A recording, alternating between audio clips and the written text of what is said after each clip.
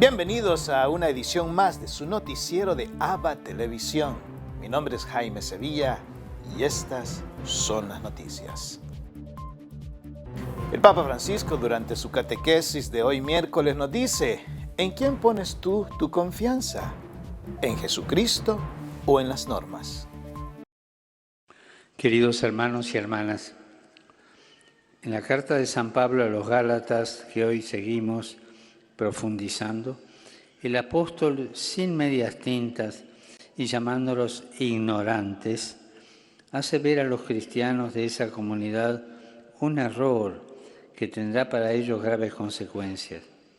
Le pregunta en qué o en quién quieren poner su confianza. En Jesucristo, que por ello fue crucificado, resucitó y actúa en la comunidad a través del Espíritu Santo, o en una serie de meros preceptos y tradiciones. Es una pregunta pertinente que nos afecta a todos. ¿El centro de nuestra existencia es realmente Jesús? ¿Es su persona, su mensaje?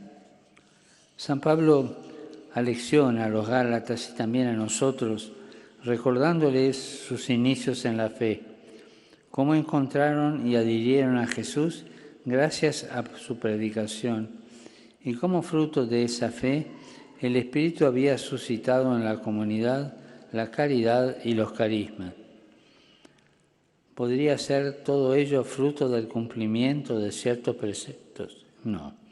¿No era Dios el que lo hacía posible? ¿Por qué entonces ellos habían caído en el engaño del formalismo? Saludo cordialmente a los fieles de lengua española. Veo que hay unos uruguayos allí. Los animo a dejarse transformar por la gracia que han recibido de Cristo y a responder de forma adulta a la llamada de Jesús, que los envía al mundo como testigos misioneros para la obra de la evangelización. Que Dios los bendiga. Muchas gracias. Dominus vobiscum. Et cum spiritu tuo. Sin nomen Domini benedictum. Ex hoc nunc et usque in seculum. Aiuterium nostrum in nomine Domini. Qui feci caelum et terra. Benedicat vos omnipotens Deus, Pater et Filius et Spiritus Sanctus. Amén. Amén. Familias italianas ofrecen sus casas para acoger a refugiados afganos.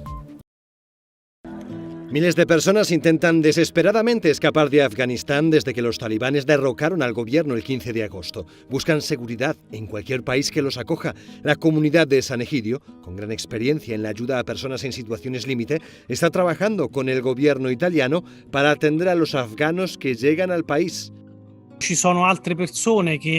Hay muchas personas, en particular mujeres activistas, que están en peligro. La comunidad de San Egidio está recogiendo informes de estos casos y escuchando a personas que ofrecen ayuda. Se podría decir que estamos creando un puente entre los que necesitan ayuda y los que quieren ofrecerla. La comunidad de San Egidio ha trasladado a Italia a refugiados de muchos países a través de los corredores humanitarios. Gracias a sus esfuerzos, más de 3.700 refugiados consideran que este país es su hogar. Empezamos este proyecto hace unos años, en 2015, en el Líbano, para ayudar a los refugiados sirios, cristianos, musulmanes, en su mayoría sirios, pero también personas de Irak. Huían de la guerra, pero la única forma de llegar a Europa era a través de contrabandistas ilegales. La organización trabaja para poner en contacto a refugiados con familias y asociaciones que los acogen en Italia. Tras la crisis en Afganistán, han recibido una avalancha de solicitudes de personas dispuestas a ayudar. Muchos italianos nos escriben y nos llaman para ofrecer ayuda, para ofrecer sus casas a los que escapan de la guerra. La respuesta de la comunidad internacional debe ser de acogida y no de levantar muros. A finales de 2020, la ONU calculaba que había 2.600.000 refugiados afganos, una cifra que aumentará tras la toma de poder por parte de los talibán. Solo desde 2001, 603.000 afganos han solicitado asilo en la Unión Europea. El Papa declara venerable a madre que renunció a su quimioterapia para salvar a su bebé. El Papa ha aprobado el decreto que reconoce las virtudes heroicas de 2 mujeres. Se trata del primer reconocimiento oficial en el proceso de beatificación.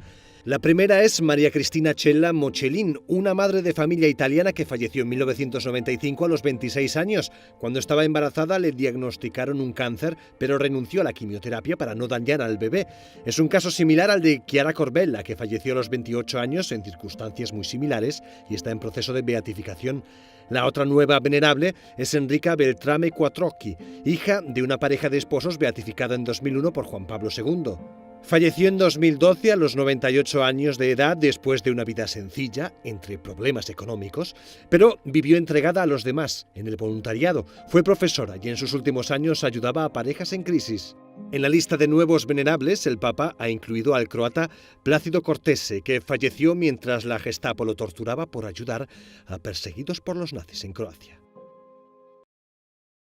Ahora quiero invitarles a que compartan con nosotros una reflexión del Evangelio del día. En el Evangelio de hoy seguimos meditando el capítulo 4 de Lucas y tenemos la escena de Jesús donde cura a la suegra de Pedro. Es hermoso cuando uno va a Cafarnaúm y logra ver el lugar donde vivía la suegra de Pedro y donde Jesús entró, increpó la fiebre y le ordenó que saliera, y la suegra se curó. Y dice el Evangelio de que ella se levantó a servirle al Señor. Qué bonito. ¿Por qué? Porque es importante ver cómo Jesús también cuida de los suyos. En el caso de Pedro, el príncipe de los apóstoles, se compadece de la suegra y la cura. Pero lo más hermoso de este evangelio es la actitud que toma agradecida la suegra de Pedro, que dice que se levantó a servir al Maestro. Muchas veces nosotros hemos recibido la bendición de Dios de sanar una enfermedad, de solucionar un problema, en fin, tantas cosas, tantas bendiciones. Y en vez de darle gracias a Dios, nos olvidamos de Él y andamos caminando como que nada hubiera pasado. No, el Evangelio de hoy nos invita a ser agradecidos con esas bendiciones que recibimos del Señor. Sí, como la suegra de Pedro, que se levantó para servirlo una vez que fue curada. La pregunta sería, ¿cuántas veces nos ha sanado el Señor? ¿Y qué tan agradecidos nosotros hemos sido? ¿Cuántas veces nos ha sanado el Señor? ¿Y qué tanto le hemos servido? Cada quien puede hacer su reflexión personal y al final tener ese encuentro íntimo con el Señor y decirle, aquí estoy, Señor. También te amo y quiero servirte. Que así sea.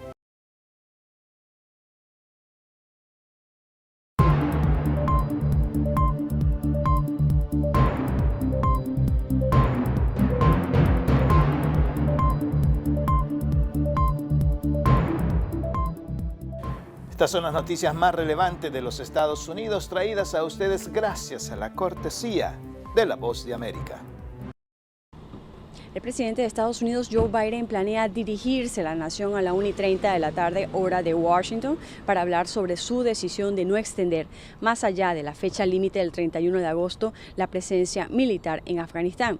Y es que tras 2 décadas de conflicto, las Fuerzas Armadas estadounidenses completaron el lunes su retirada de Afganistán y pusieron fin a las tareas de evacuación, respetando así el 31 de agosto como la fecha límite para la salida del país acordada con los talibanes. El anuncio lo hizo el general Keith McKenzie, jefe del Comando Central del Ejército de Estados Unidos, en una rueda de prensa desde el Pentágono.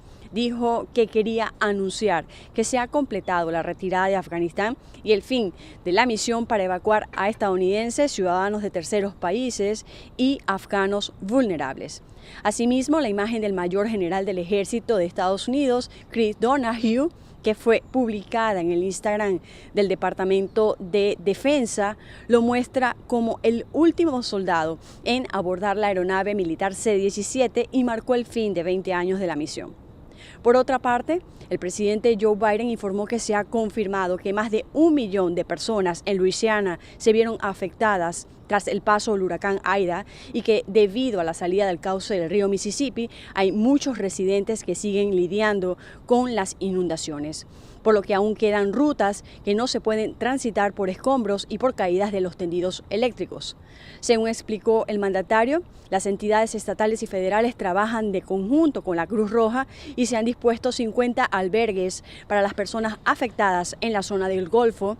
También fueron activados 5.000 miembros de la Guardia Nacional desde Luisiana, Mississippi, Alabama y Texas a fin de apoyar en las labores de rescate y salvamento. Desde Washington, Sofía Pisani, Voz de América. Proyectan que el COVID-19 matará a otros 100.000 estadounidenses en los próximos 4 meses. Los hospitales siguen registrando un aumento sustancial en el ingreso de pacientes a causa del COVID-19 y en los últimos 7 días, según los datos de los Centros para el Control y la Prevención de Enfermedades de Estados Unidos, más de 142,000 personas han sido contagiadas. Y Florida es uno de los estados más afectados, según Rosana Rosa, especialista en enfermedades infecciosas. Estamos viendo un aumento significativo en el número de casos. A Florida se le suman estados como Mississippi, Georgia y las Carolinas, que han alcanzado niveles no vistos desde que las vacunas estuvieron disponibles. La disponibilidad de camas en los hospitales podría verse aún más comprometida por las consecuencias del huracán Ida. La variante que se está viendo en nuestros hospitales es Delta. Alrededor del 52% de la población en Estados Unidos está completamente vacunada, por lo que las autoridades continúan insistiéndole a quienes dudan que se vacunen, ya que el común denominador de los hospitalizados es que no se encuentran vacunados. Las vacunas siguen siendo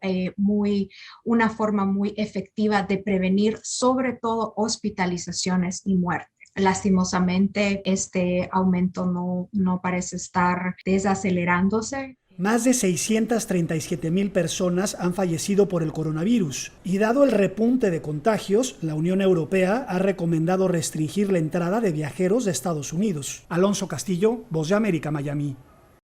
Los salvadoreños siguen viajando irregularmente, dejando su patria por falta de trabajo y la inseguridad. La pandemia no ha detenido la migración irregular en El Salvador. Especialistas aseguran que familias completas se ven obligadas a salir del país por la violencia o inseguridad y por mejores condiciones económicas, entre otros factores. En más del 50-60% de las personas afirma que se va por cuestiones de índole económica, que son los salarios precarios, el desempleo, el subempleo, la falta de oportunidades para los jóvenes principalmente.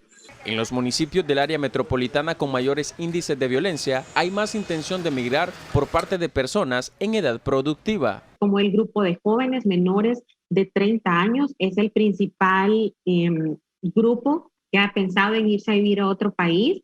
En el caso de El Salvador, los que viven en otros países impulsan a sus parientes a que viajen de manera irregular, conscientes de los riesgos que podrían enfrentar en el camino. Una gran mayoría afirma que gracias a los aportes monetarios que les envían sus parientes del exterior, ¿verdad? El año pasado, en plena pandemia, 10.840 personas fueron deportadas, 7.814 provenían de Estados Unidos, 2.845 de México y 181 de otras naciones. 5 departamentos concentran la mayor cantidad de los retornados. En este caso San Salvador, porque obviamente es donde se concentra la mayor cantidad de población del país.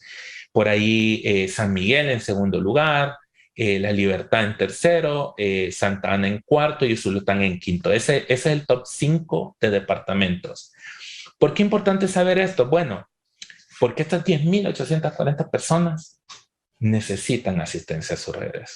Se calcula que a mitad de 2020 había 281 millones de migrantes internacionales, es decir, personas nacidas en el extranjero o con nacionalidad extranjera. A mitad de 2019, las mujeres representaban el 48% de la población de migrantes internacionales, un 12% lo componen menores de 18 años y se estima que a finales de 2019 había 26 millones de refugiados y 4.2 millones de solicitantes de asilo en todo el mundo. Se prevé que el cambio climático sea un factor más para la migración.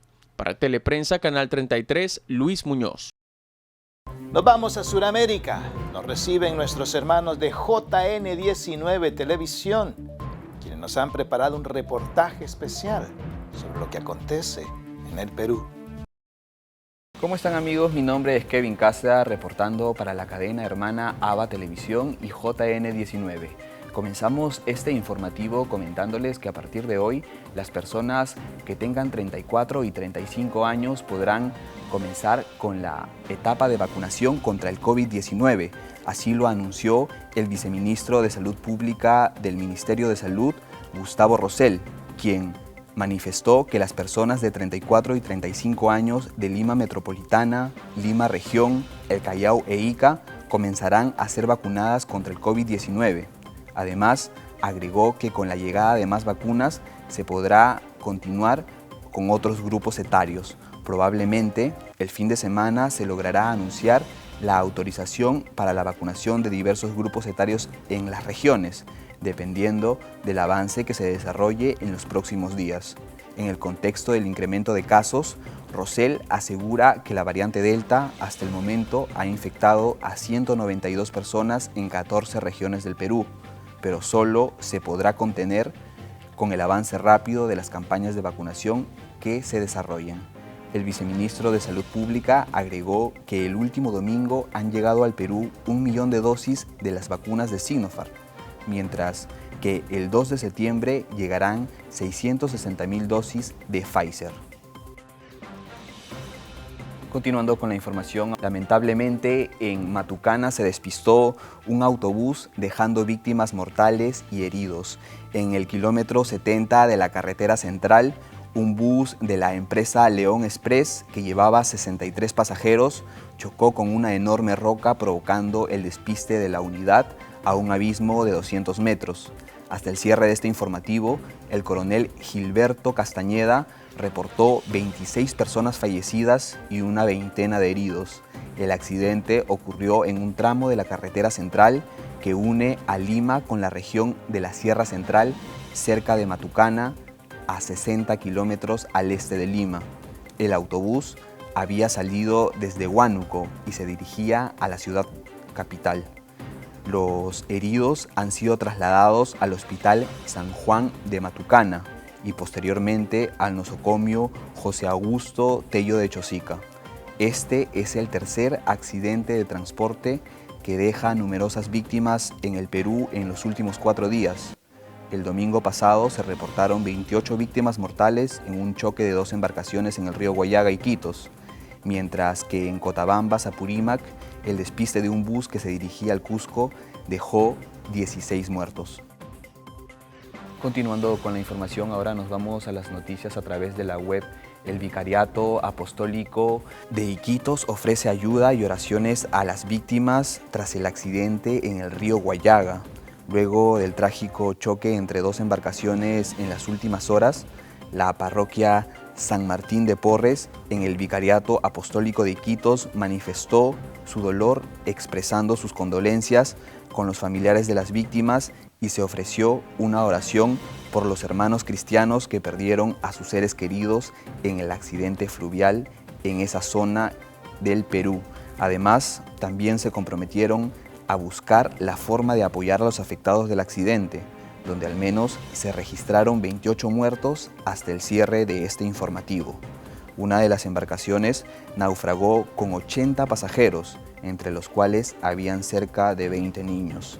En medio de este complejo escenario donde todavía hay heridos y desaparecidos, la Marina de Guerra del Perú se encuentra realizando tareas de búsqueda y rescate. Esta fue toda la información que tenemos hasta el momento para ustedes, reportó Kevin Cáceda para la audiencia de la cadena hermana AVA Televisión. Permiso.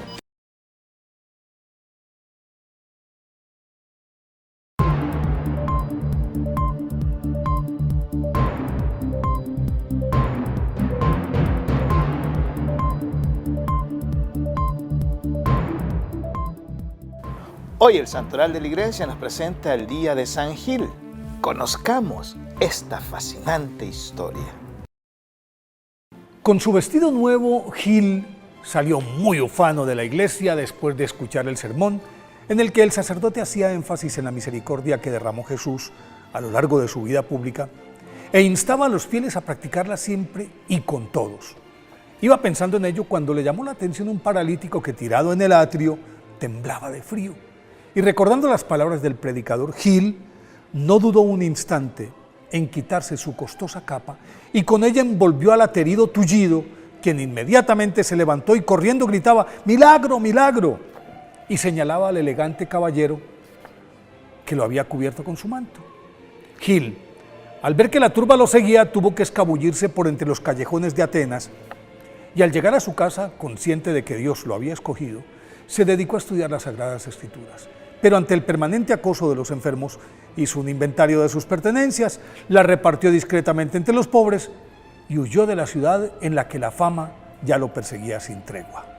Gil, nacido en Atenas en el año 640, creció en medio del ambiente intelectual de la capital griega y gracias a la fortuna de sus acaudalados padres, Teodoro y Pelagia, que le dejaron de herencia, pudo estudiar humanidades, latín, gramática, retórica, literatura, lo que le permitió destacarse por su aguda inteligencia y por su fácil palabra en la sociedad ateniense, hasta que curó milagrosamente al paralítico y, como no lo dejaban en paz, se escapó de la urbe y en la travesía hacia Francia, Gil salvó con sus oraciones al barco que estaba a punto de naufragar.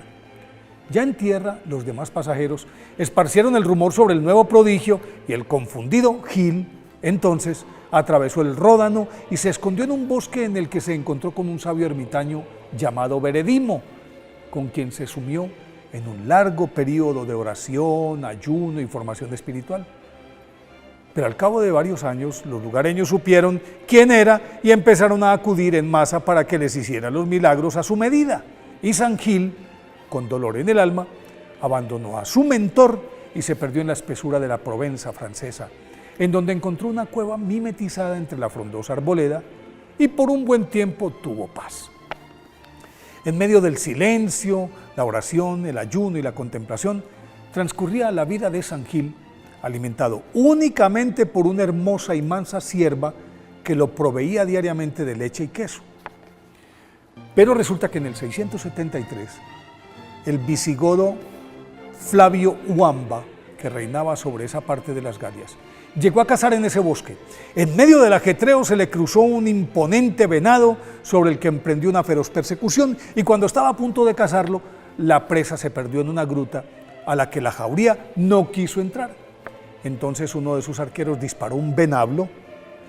A continuación el rey ingresó a la cueva y encontró a San Gil atravesado por la flecha y la sierva a sus pies. Cuando se enteró de quién se trataba, le pidió perdón, lo hizo curar y le ofreció muchas riquezas, pero San Gil la rehusó y a cambio le pidió que construyera un monasterio en ese paraje, a lo que accedió Huamba con la condición de que aceptara ser su abad, y San Gil no pudo negarse. Cuando la construcción terminó y la gente se enteró de que San Gil estaba en el monasterio del Valle Flaviano, acudieron peregrinos de todas partes y los milagros no se hicieron esperar. A la par, una gran cantidad de monjes ingresó al convento y los monjes se sometieron a las estrictas reglas de San Benito y a la bondadosa pero férrea autoridad de San Gil, que lo dirigió hasta su muerte, acaecida el 1 de septiembre del 721. Fue inscrito en el libro de los santos por el Papa Urbano IV en 1263. Por eso hoy, día de su festividad, pidámosle a San Gil que nos ayude a hacer el bien y a rehuir el agradecimiento. Diputados en El Salvador aprueban reforma a la ley judicial y a la FGR. Buenas noches, Tony, qué gusto saludarte. Efectivamente, me encuentro desde el Palacio Azul de la Asamblea Legislativa, donde hace algunos minutos precisamente los diputados afines al Ejecutivo han aprobado reformas a la ley de la carrera judicial, que entre otras cosas, estas reformas prácticamente eximen, es decir, cuando los jueces cumplan 3 años de carrera dentro del órgano judicial deberán retirarse, y también aquellas personas o jueces que hayan ejercido la carrera o que ya tengan 60 años más bien deberán retirarse. De acuerdo a estas reformas, los legisladores han dicho de que será más justo en el manejo de los casos para la población, es decir, se sacarán aquellos jueces corruptos, y citaron específicamente casos relacionados contra los exfuncionarios Norman Quijano y Ernesto Mason. Escuchemos. Tenemos jueces de 60 años o más que tienen heredada un sistema de corrupción por un gobierno y por otro y por otro, y acabamos de ver 2 ejemplos claros con Norman Quijano y con Ernesto Mason. Donde meten preso a una persona que se robó una gallina por años y sacan libre, donde sencillamente no puede ser, donde descaradamente se violenta la justicia y donde no hay consecuencias. Eso se termina con esto. Pero no solo los diputados aprobaron reformar esta ley de la carrera judicial, sino también reformas a la ley orgánica de la Fiscalía General de la República, que va en este mismo sentido. Parte de las reformas es que se le otorga toda la potestad al fiscal general de la República para realizar los acomodos necesarios administrativos para el buen funcionamiento, según han dicho los diputados afines al Ejecutivo. Es decir, que a partir de estas reformas el fiscal general podrá decidir los traslados de fiscales, es decir, a quién poner y a quién quitar prácticamente. Los diputados de la oposición reaccionaron con cierto malestar ante estas reformas, que cabe señalar que fueron incluidas dentro de la agenda y aprobadas con dispensa de trámite. Esto es lo que decía el diputado René Portillo Cuadra. Lo que están haciendo es queriendo controlar todo el órgano judicial, ya no solo la Corte Plena, sino controlar todo el órgano judicial a través de poner jueces y magistrados afines al gobierno de turno. Ustedes han hecho el cálculo muy bien. Saben que dentro de menos de 30 días se va a elegir un nuevo Consejo Nacional de la Judicatura. Y con el nuevo consejo que ustedes mismos van a nombrar, después van a nombrar a los jueces y magistrados afines a ustedes.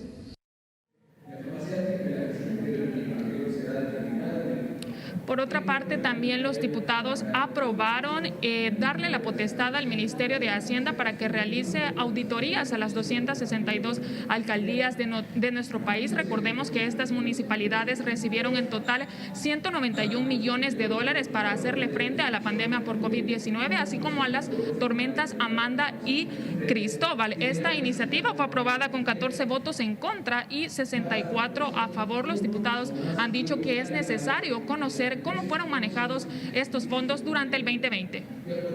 Y estoy seguro que hay alcaldes que no lo utilizaron, ni siquiera regalaron una bolsa o un gel o una mascarilla, sino que lo utilizaron todo en la campaña. Y eso realmente no puede ser. Y eso realmente tiene que ser sancionado. Claro está que va a ser la Corte de Cuentas y la Fiscalía la que va a determinar estas responsabilidades. Esos fondos tuvieron el destino autorizado en el combate y prevención de los efectos del COVID-19, que tanto luto ha traído, no solamente a nuestro país, sino que a la humanidad en general.